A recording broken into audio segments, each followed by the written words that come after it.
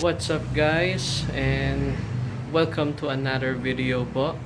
And it's the second video for 2019 and kagigising ko lang kasi nagpapahinga ako dahil may shift ako mamaya. And buti na lang dumating na yung Canon na in-order ko sa Lazada for almost 13 days. Ngayon lang dumating, ito na siya. Yung LBC yung nagpadala. Ito, unbox na natin. So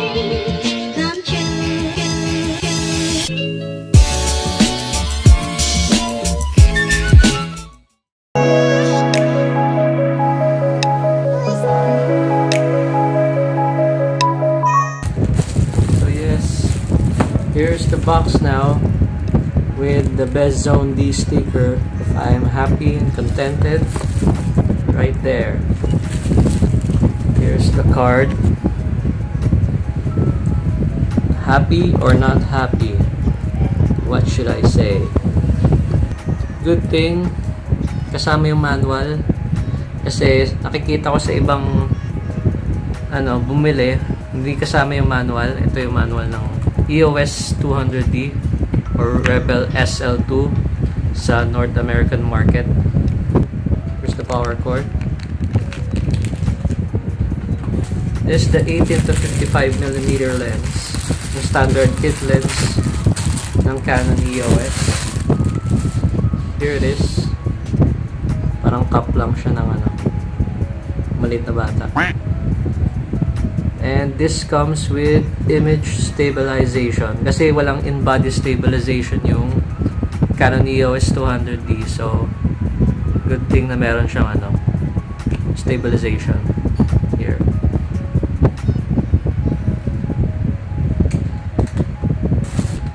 Here's the battery charger, standard battery charger. Here. So is this the LPE17 Canon battery? This standard for Canon EOS 200D. So bibili ako ng spare batteries kasi ang tinatagalan nito is like 2 hours, 3 hours extra.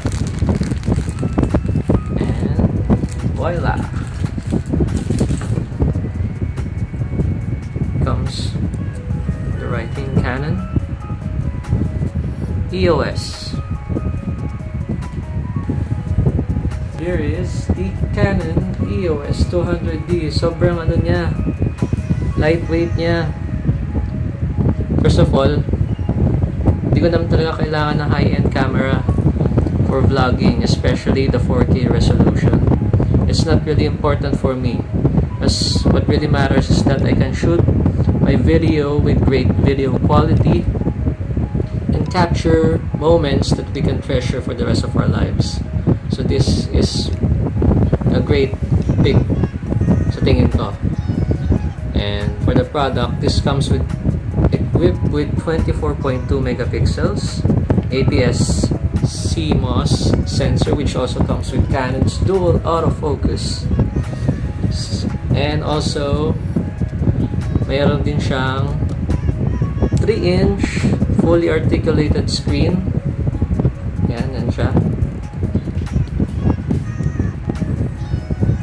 Big plus to for vloggers and for those who likes to take selfies. Kaya ito rin pinili ko kasi sobrang gaan niya. Wala pa tong battery. So here's the external mic input where we can use an external microphone to get a better sound quality for our videos. And maganda rin dito sa 200D kasi it comes with Wi-Fi na, NFC, Bluetooth, where you can download the Canon Connect app and you will be able to transfer all your videos and photos sa smartphone natin and share it with whatever social media platforms na meron tayo.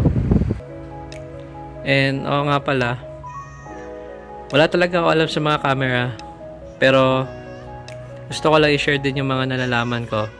So here's the viewfinder dito. Pag gusto mong mag-shoot ng photos using the viewfinder, pwede mong gamitin to, or kung baguhan pa lang din tayo or yung mga wala pang alam sa camera, most likely dito nagsushoot sa sa screen. And yan yung mga different buttons ng camera. So ito nga palang Canon EOS 200D is pwede yung mga EF and EFS lenses ng Canon. Kahit yung mga telephoto lens, pwede mo nang isalpak dito diretso, wala nang kailangan na adapter na isasalpak.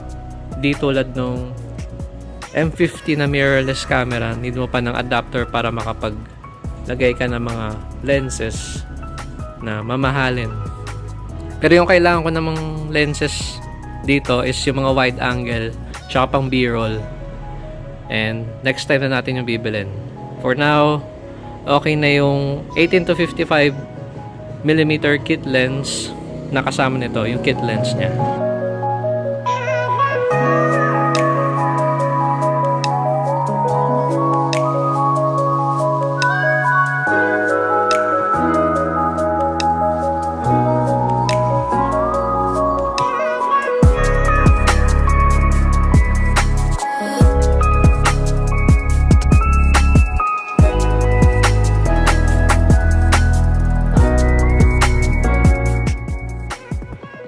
Alright, ito na nga po yung lahat ng nakasama sa box. The battery, the protectors, the camera itself, and the charger, the manual, the neck strap, and the box na walang damage. And am I happy? Of course, 5 stars para sa best only. Pero overall, satisfied talaga ako sa Canon 200D na nakuha ko. And yun na lang, bale, hindi ko pa alam kung anong mga videos ang kukunan ko after this kasi medyo busy sa trabaho. Alright, dito na ulit nagtatapos yung vlog ko na unboxing video ng Canon EOS 200D. Sana mag-like kayo, mag-subscribe, comment, and ring the bell for notifications na rin for new videos. Ngayon dapat sana umabot na ng 1,000 yung subscribers ko para makapag-monetize na ng YouTube. Alam mo na ako sa cellphone camera ko nag-vlog. And yun, hanggang dito na lang ulit. See you na lang sa susunod na video ko. Bye-bye. See you.